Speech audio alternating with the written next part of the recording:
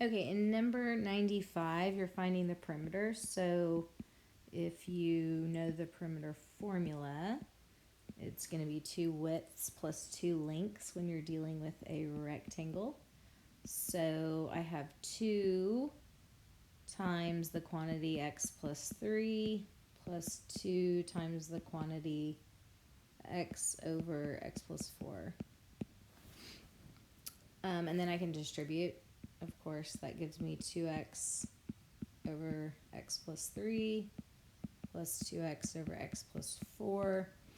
Well, I still need a common denominator because it wants me to write it as a single expression. So my common denominator, I need an x plus 3 times an x plus 4.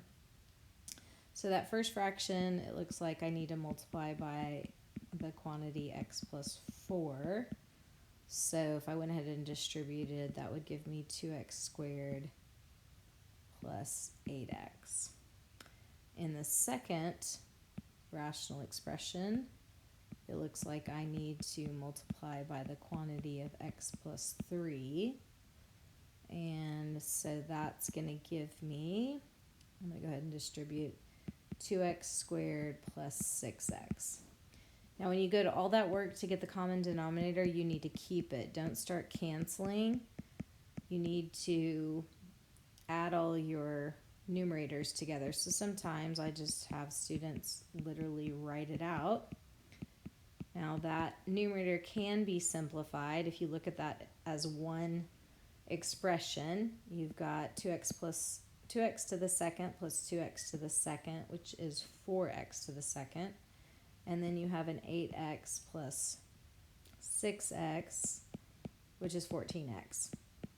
Now really, you could stop there, but sometimes this may not be simplified. So many of you probably went one step further and noticed that the numerator, you can factor out a 2x.